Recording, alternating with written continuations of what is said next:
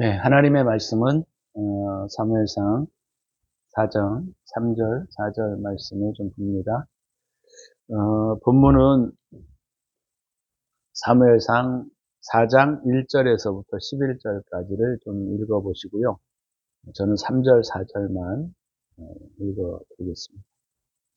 백성이 진영으로 돌아오매 이스라엘 장로들이 이르되 여호와께서 어찌하여 우리에게 오늘 블레셋 사람들 앞에 패하게 하셨는고 여호와의 언약궤를 실로에서 우리에게로 가져다가 우리 중에 있게 하여 그것으로 우리를 우리 원수들의 손에서 구원하게 하자 하니 이에 백성이 실로에 사람을 보내어 그룹 사이에 계신 만군의 여호와의 언약궤를 거기서 가져왔고 엘리의 두 아들 홈니와 비느하스는 하나님의 언약궤와 함께 거기에 있었더라.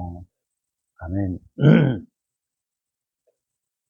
오늘 본문을 중심으로 실패라는 제목으로 말씀을 함께 나누고자 합니다.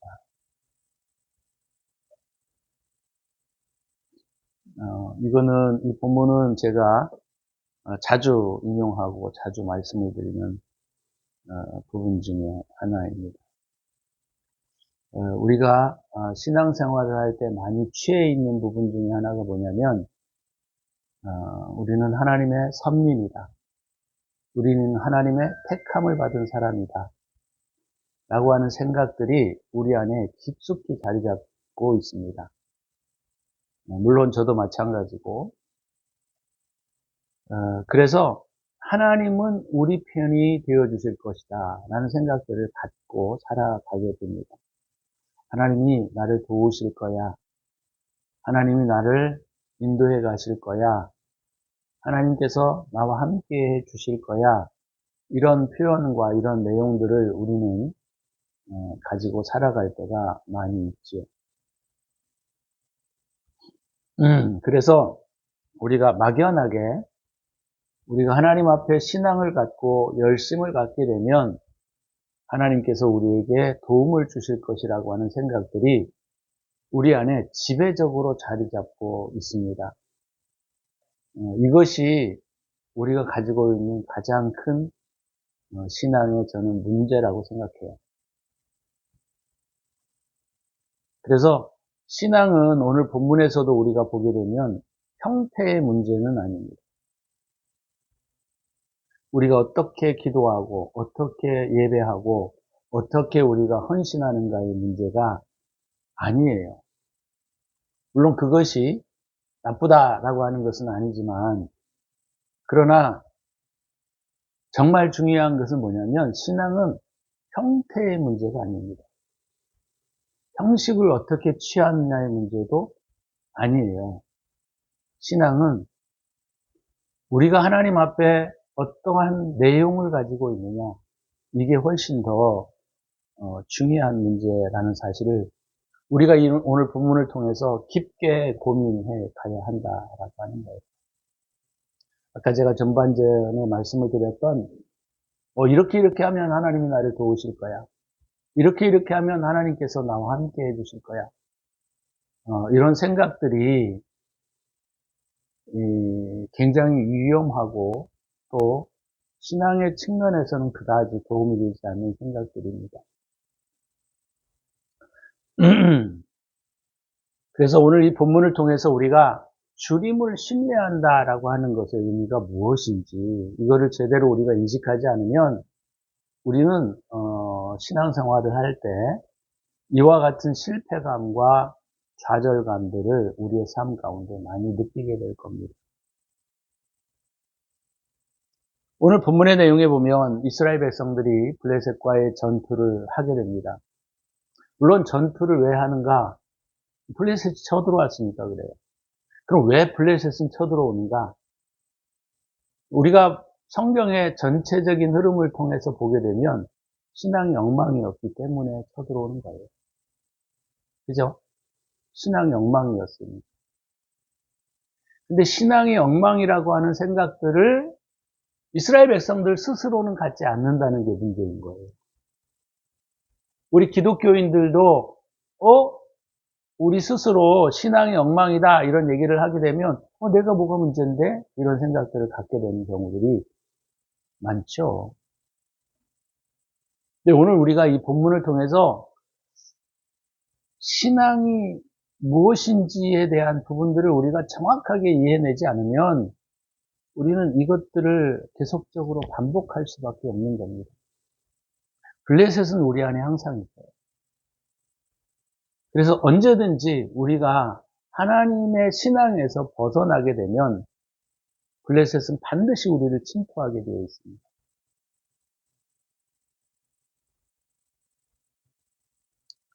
오늘 본문의 내용에 보면 블레셋과의 전투를 하고 나서 그들이 하나님께 묻고 있습니다. 하나님께 묻고 있어요. 우리의 우리가 왜 전쟁에서 실패하게 되었는가? 하나님께 묻는 것은 굉장히 괜찮은 거예요. 그리고 하나님께 기대하는 것도 나쁘지 않은 거예요. 근데 여기에 보면 태도가 문제예요. 형식이 문제라는 거예요.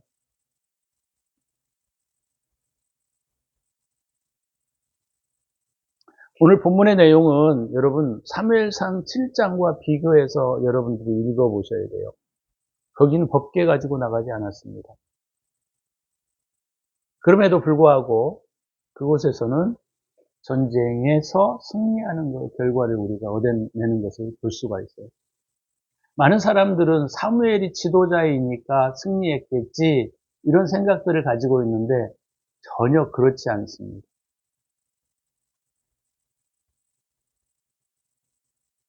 블레셋이 침공을 하게 되었을 때 우리가 가장 큰 문제는 뭐냐면 그 백성들, 이스라엘 사람들의 삶의 태도가 무엇인지를 우리가 살펴보셔야 돼요. 그것을 살펴보지 않으면 오늘 본문의 내용은 그냥 자기 스스로 신앙을 아전인수격으로 이해하고 설명하는데 그칠 수밖에 없는 것이죠. 오늘 본문의 내용에서도 이스라엘 백성들이 전쟁의 승패는 여호와께 있다라는 사실을 알고 있었어요. 왜요? 그들의 역사 속에서 그들은 한 사람이 천을 쫓고 또 한 사람이 만을 쫓고 하는 결과들을 그들은 역사를 통해서 배워왔기 때문이에요. 그래서 이건 인원수의 문제가 아니라는 거예요.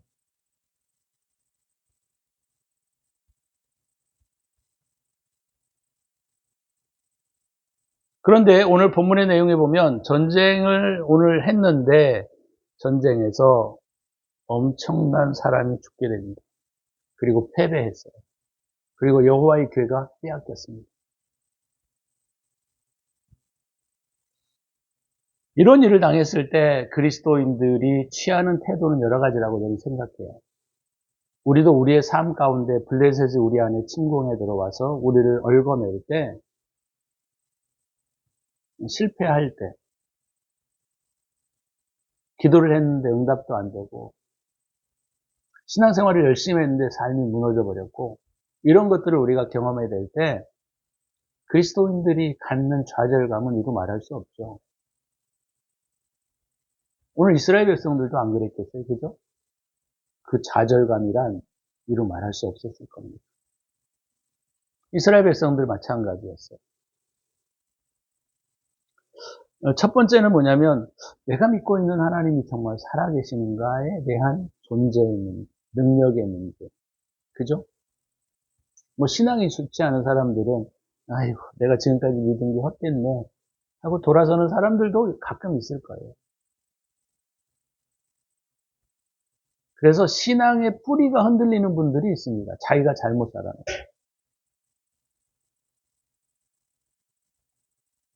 두 번째는 내가 기도했을 때에도 하나님이 응답해 주시지 않네. 우리가 하나님을 앞세우고 나갔는데도 크게 뭐 문제가 해결되지 않네. 그것에 대한 좌절감과 실패감 때문에 하나님이 나에게 관심이 있을까? 이런 생각들이죠. 주님이 내게 관심이 있을까? 내 아픔을 알고 계실까? 내 좌절감을 주님은 기억하고 계실까? 이런 것에 대한 회의감이죠. 이스라엘 백성들도 마찬가지였을 거예요. 우리가 전쟁을 할 때 그래도 하나님을 앞세워서 나갔지 않습니까? 신앙을 앞세워서 나갔단 말이에요. 이게 보통 신앙입니까? 대단한 신앙이죠. 근데 결과는 뚜껑을 열어보니까 패배했다는 거예요. 실패했다는 거예요. 신앙이 아주 좋은 사람들은 그래 내 태도가 뭐가 문제가 있나 보다 이런 생각들도 저는 가졌으리라고 생각이 듭니다.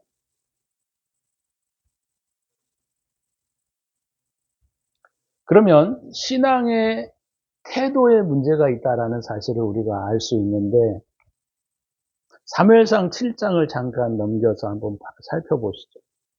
여기와 거기에 전쟁이 똑같은데 양상이 차이가 뭔지 사무엘상 7장 2절에 보게 되면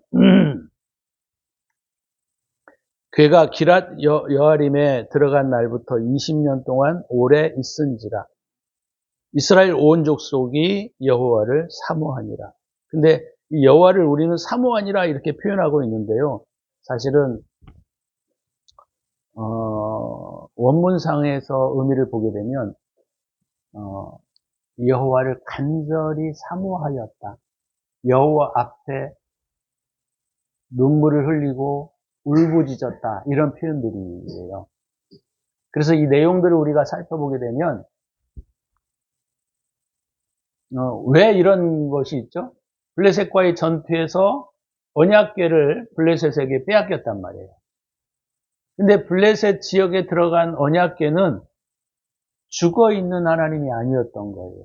살아계신 하나님의 양상이 그들에게 보여졌던 것이죠.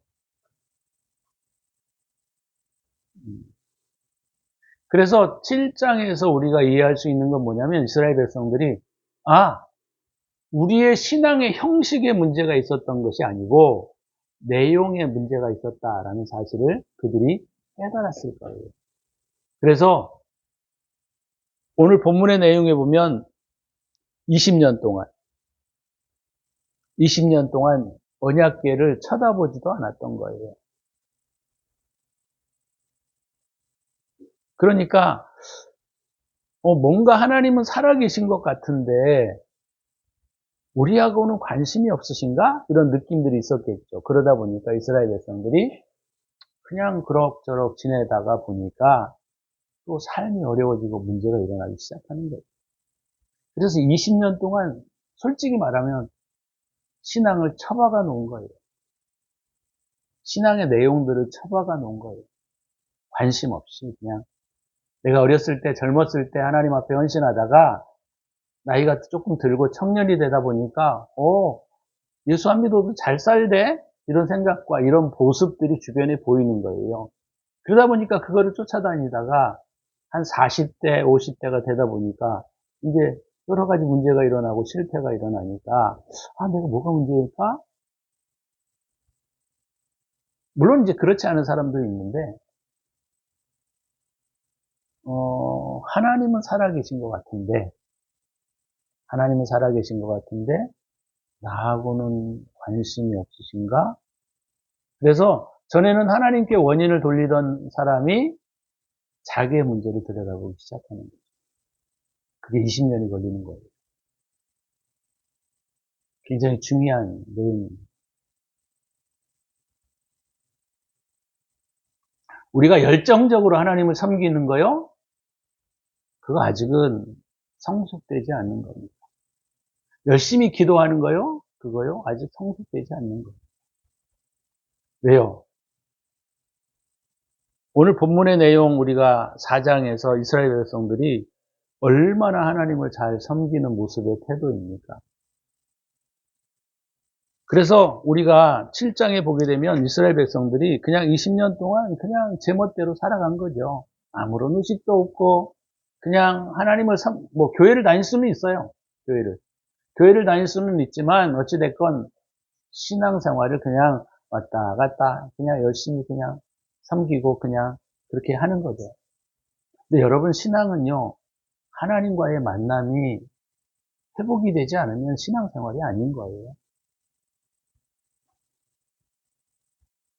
그래서 3절에 보니까 그들이 하나님께 울부짖기 시작한 거죠. 울부짖기. 간절히 기도하기 시작한 거예요. 하나님 뭐가 문제입니까? 하나님은 살아계시는 것 같은데 뭐가 문제입니까? 라는 것들을 그들이 인식하기 시작한 거죠. 그래서 사무엘이 이제 역할이 일어나기 시작하는 거예요. 지도자는요, 백성들이 그들의 마음을 돌리거나 회복하려고 하는 마음이 없으면 그들이 아무리 외쳐도 들리지 않아요. 오늘 본문의 내용에 보면 그렇게 말하고 있죠. 너희가 전심으로, 너희가 진정으로 여호와께 돌아오려거든 이방신들과 아스타롯을 너희 중에서 제거하고 너희 마음을 여호와께로만 향하고 그만을 섬기라. 그리하면 너희를 블레셋 사람의 손에서 건져내시리라. 이것이 말이죠. 창세기 35장에도 보면 나와요. 야곱이 이스라엘 자기 자녀들을 데리고 가다가 자기의 모든 것들을 내려놓고 다시 베델로 올라가는 장면에서 우리는 볼 수 있습니다. 또 여호수아서 24장에 보게 되면 여호수아도 마찬가지 이스라엘 백성들을 향하여 그들이 설교할 때 너희가 모든 것들을 내려놓고 여호와만을 섬기라.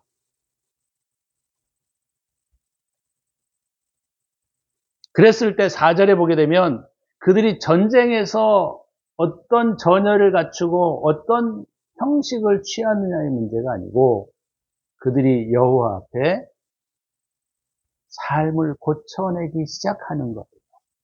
보세요. 4절에 이에 이스라엘 자손이 바알들과 아스다롯을 제거하고 여호와만 섬깁니다. 바알과 아스다롯은 뭐예요?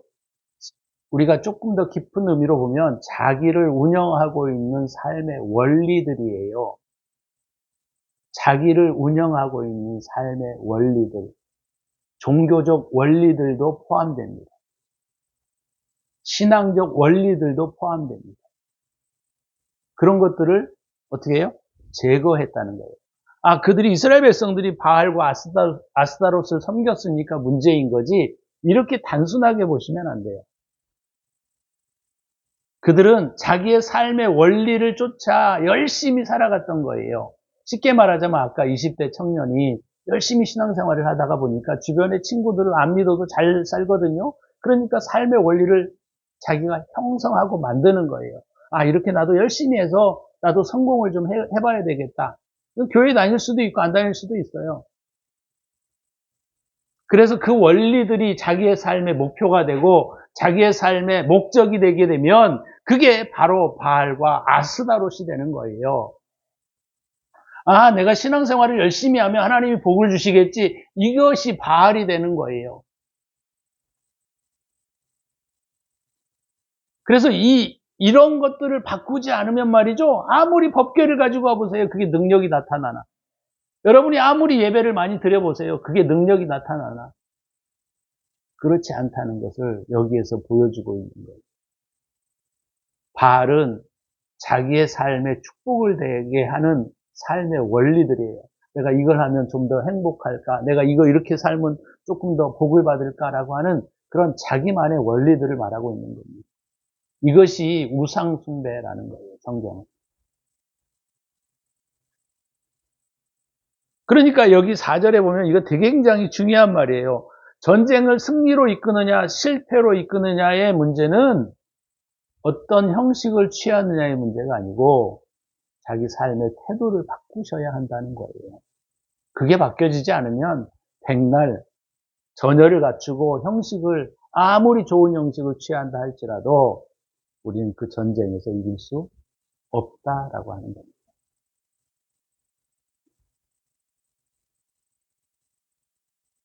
그래서 그들이 미스바에 모여 물을 길어 여호와 앞에 붓고 물은 무엇을 상징하죠? 우리가 요한복음에 보게 되면 물은 진리. 여호와 앞에 물을 부었다라는 말은 여호와 앞에 진리를 따라 이제 삶을 만들어 가려고 하는 마음과 생각을 가졌다라는 것. 그리고 우리가 여호와께 범죄하였나이다 하니라.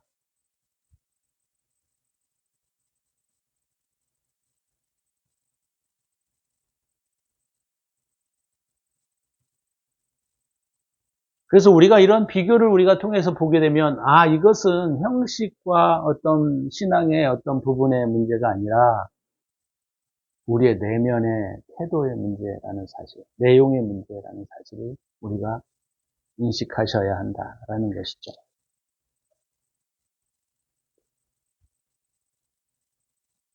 신앙은 말이죠, 주님을 우리 편으로 만드는 게 아닙니다.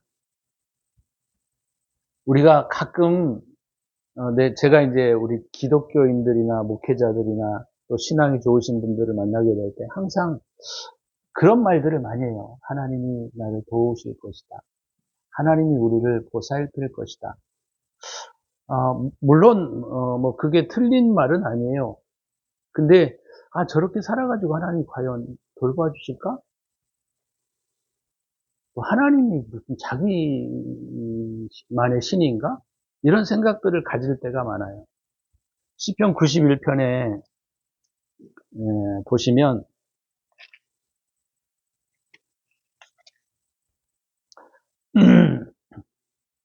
이런 기도와 이런 내용들을 굉장히 많이 표현하는 사람들을 제가 많이 봐요.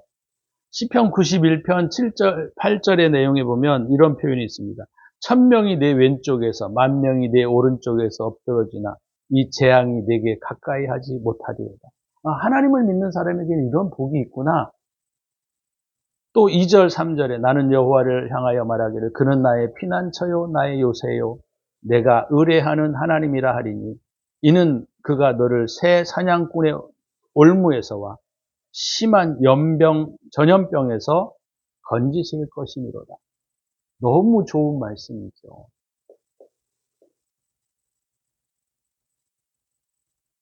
근데 말이죠, 이게 어떤 태도냐면 이 말씀을 우리가 형식으로 취하게 되면 우리가 오늘 본문의 말씀과 똑같은 거예요. 이스라엘 백성들의 태도와 똑같은 거란 말이에요. 하나님이 우리의 오른편에 그늘이 되시고, 그죠? 새 사냥꾼의 올무에서와 심한 전염병에서 건지실 것입니다. 어떤 분들은 또 그냥 이걸 그냥 막연하게 문자적인 의미로 봐가지고 그냥 전염병이 일어나도 나는 하나님이 보호해 주실 거야.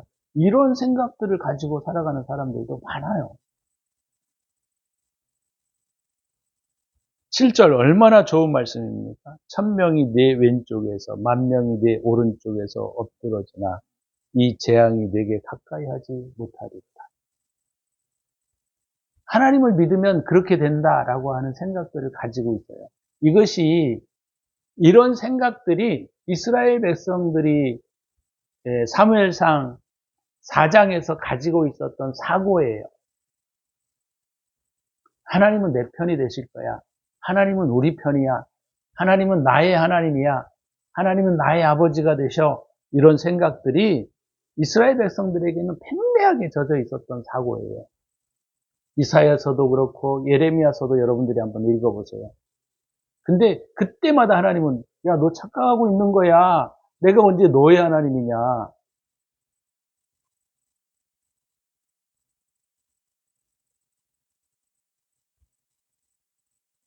선민사상, 선택설. 이것이 기독교 안에 꽉 차 있어가지고 무조건 자기 편이래. 무조건. 근데 오늘 사무엘상이나 여러분 또 우리가 이사야서 1장이나 이런 데를 여러분 살펴보세요. 그러면 하나님이 우리 편이십니까? 하나님 우리 편 아니에요. 우리 편이신데 우리가 지금 생각하고 있는 우리 편이 아니란 말이에요. 이것을 벗어나지 않으면 기독교인들은 절대로 회복되지 않습니다.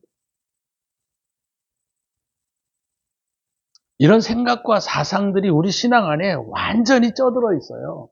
그래가지고 아무런 삶을 고치지도 않으면서도 하나님이 우리의 삶에 도움이 되실 거라고 하는 착각을 가지고 사는 사람들이 많습니다. 아니에요.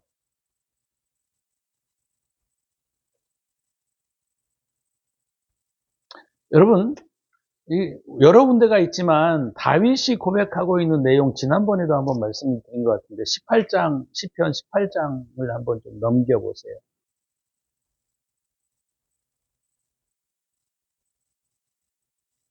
20절 21절에 보시면 다윗이 이렇게 말하고 있어요. 여호와께서 내 의를 따라 상 주시며 내 손의 깨끗함을 따라 내게 갚으셨으니. 그러니까 다윗이 고백하고 있는 내용은 뭐죠? 형식의 문제를 다루고 있는 게 아니고 내용의 문제를 다루고 있는 거예요. 삶의 내용에 대한 문제를 다루고 있단 말이에요. 나는 하나님 범죄한 게 없어요. 하나님 나는 의를 따라 살려고 몸부림을 쳤어요. 물론 다윗이라고 범죄한 게 없습니까? 그의 삶의 태도가 의를 행하려고 몸부림을 쳤던 것이고, 그죠? 진리를 따라 살려고 몸부림을 쳤던 거예요. 그래서 다윗이 그렇게 고백하고 있는 겁니다. 하나님, 내가 범죄했으면요, 다른 시편에서도 다윗이 그렇게 고백하고 있어요. 내가 범죄했으면 그 범죄의 대가로 저를 징벌하소서.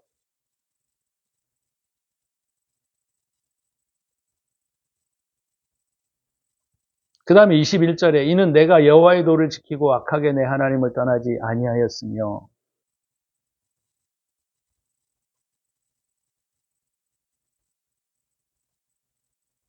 여러분, 우리는 관계를 통하여 삶이 형성이 되고요.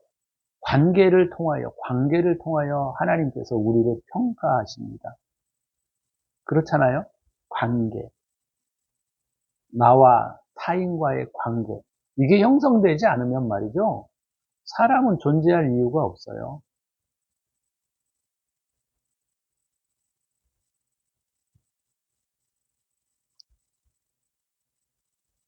자, 그래서 우리가 시편 18편 26절에 다윗이 이렇게 말하고 있습니다.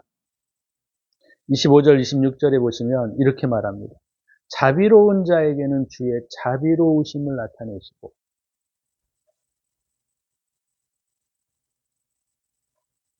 내가 사람들에게 자비를 베풀 때에 하나님은 나에게도 자비를 베푸신다는 겁니다. 또 완전한 자에게는 주의 완전하심을 보이시며, 이것은 말이죠. 우리가 사무엘상의 4장에 나와 있는 이스라엘 백성들의 태도와는 사뭇 달라요. 그죠? 그들은 삶을 고치려고 하는 싸움들을 싸우지 않고 무조건 하나님을 앞세워 나가면 전쟁에서 하나님이 우리 편이 되어 주실 거라고 하는 굉장한 착각 속에 살아가는 거예요. 그리고 그렇게 하고 나갔습니다. 하나님은 이스라엘 편이 아니에요. 이스라엘의 말의 의미의 하나님은 이스라엘 편의 하나님이에요. 그렇지만 지금 생각하고 있는 사무엘상 4장에 있는 이스라엘 백성들에게는 하나님이 이스라엘 백성의 편이 아닌 거예요.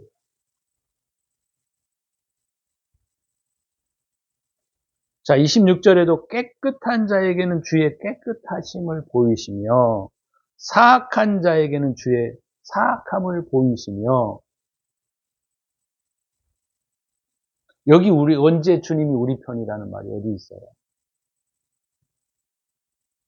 그래서 우리가 이런 본문의 내용과 우리가 이렇게 조합해 보지 않으면, 아니 하나님은 왜 그러실까? 연단하시나? 이런 생각들을 가질 수가 있어요. 그렇지 않습니다, 여러분.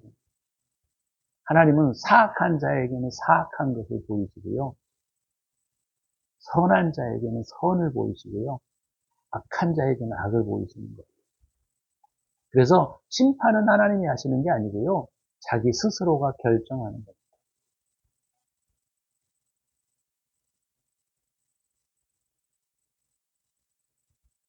그래서 여러분, 내 안에 문제가 일어나고 우리 가정에 문제가 일어나고 우리의 삶에 어려움이 있다라고 하는 것은 내 문제이지 결코 타인의 문제가 아니에요. 왜 자꾸 타인에게 문제를 돌립니까? 내 안에 있는 문제를. 내 안의 문제를 보지 못하면 말이죠. 우리의 인생에 삶의 회복이 없어요. 절대로 블레셋을 이겨넘을 수가 없습니다.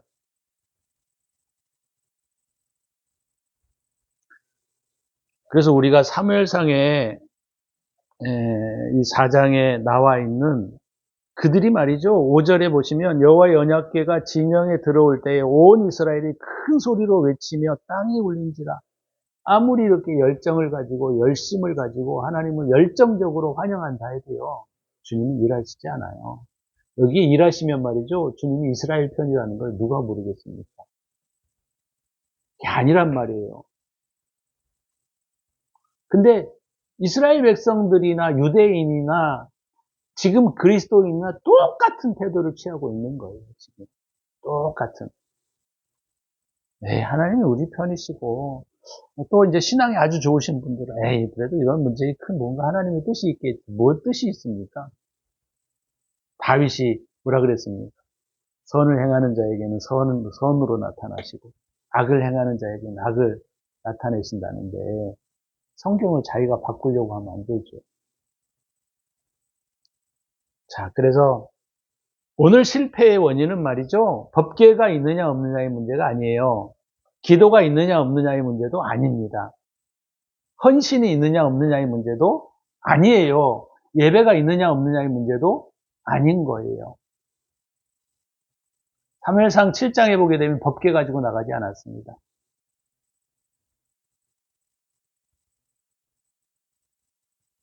그러나 사무엘이 뭐라고 그들을 회복시키고 있는가요? 니네 삶을 고쳐. 니네 원리를 바꿔. 니네 태도를 고쳐. 그러면 내가 하나님께 예배해 드릴게. 이런 거 아니겠습니까, 여러분?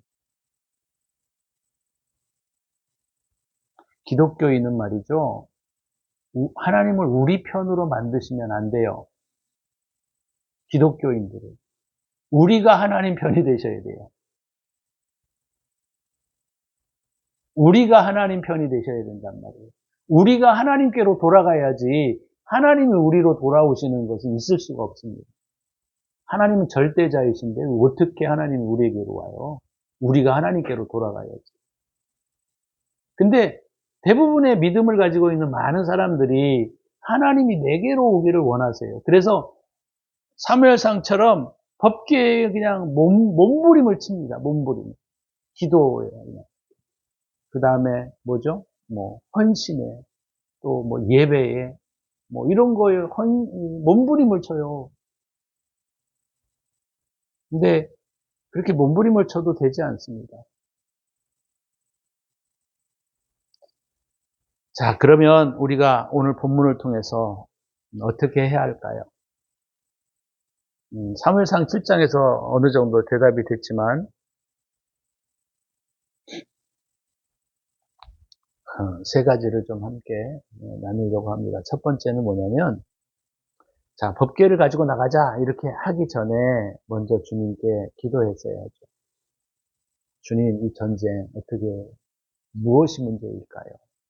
그죠? 그것이 첫 번째입니다. 주님의 안내를 구할 때 제일 중요한 것이 뭐냐면 탐욕과 욕심을 버리셔야 돼요. 두 번째는 평정심, 평안을 가지고 기도하셔야 합니다. 내가 이 전쟁을 승리로 이끌어야지라고 하는 목적과 목표가 명확해지면 일단 평정심을 잃어요. 그래서 첫 번째는 탐욕과 욕심을 버리고 평정심을 가지고 주님께 안내를 구해야 돼요. 내가 다 버리겠다라고 하는 마음으로 주님께 안내를 구하셔야 합니다. 주님 어떻게 할까요? 그죠? 두 번째는 뭘까요? 주님이 우리에게로 오시기를 기대하지 말고 우리가 주님께로 돌아가셔야 합니다. 회개해야 되는 거죠. 회개. 말로만 회개하시지 말고 삶을 고쳐내는 데까지. 그죠? 잘못을 회개하셔야 합니다. 이 전쟁을 승리로 이끌기를 원하신다면 사무엘 7장의 과정들이 우리에게 진행이 되셔야 돼요. 그들은 뭐예요? 바알과 아스다롯을 버렸다고 그랬잖아요. 자기의 삶의 원리들을 내려놓은 거예요.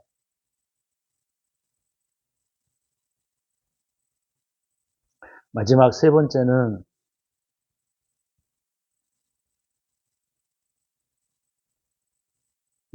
두 가지가 있네요. 안내와 회개, 잘못을 회개하고 주님께로 돌아가야 한다.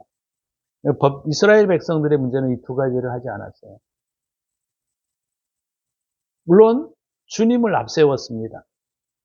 그들은. 근데 그것은 오늘 본문의 내용에서 보면 신앙이 아닌 거예요.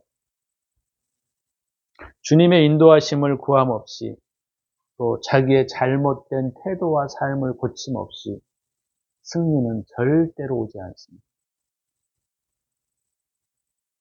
그런데 이스라엘 백성들은 주님의 인도하심을 구하지도 않고 잘못을 회개하지도 않고 고치지도 않은 것을 그냥 두고 그들은 법궤를 전투 지역으로 가져다 놓은 거예요.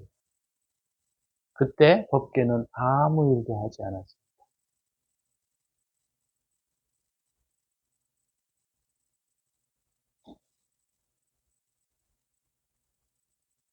저와 여러분들이 오늘 본문을 통해서 왜 이스라엘이 실패할 수밖에 없었는가?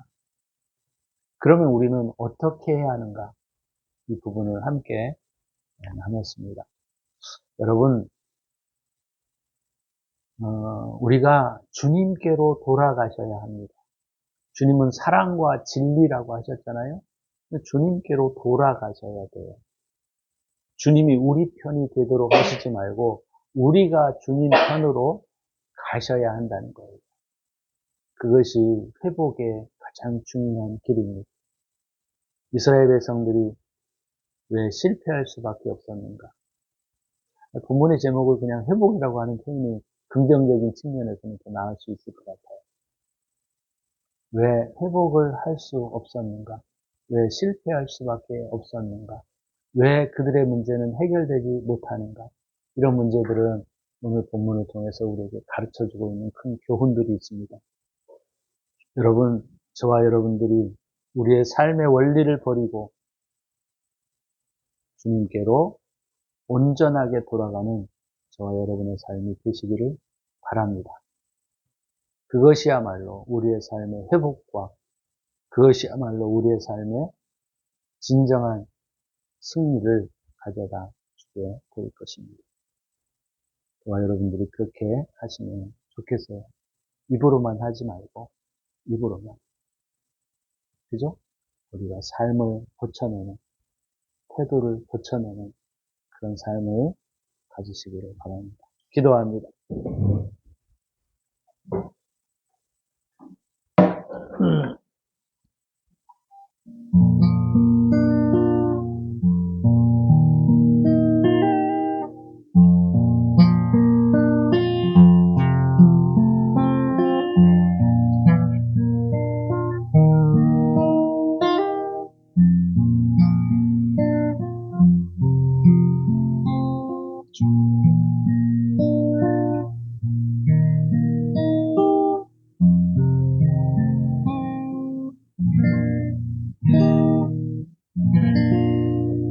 주님 감사합니다.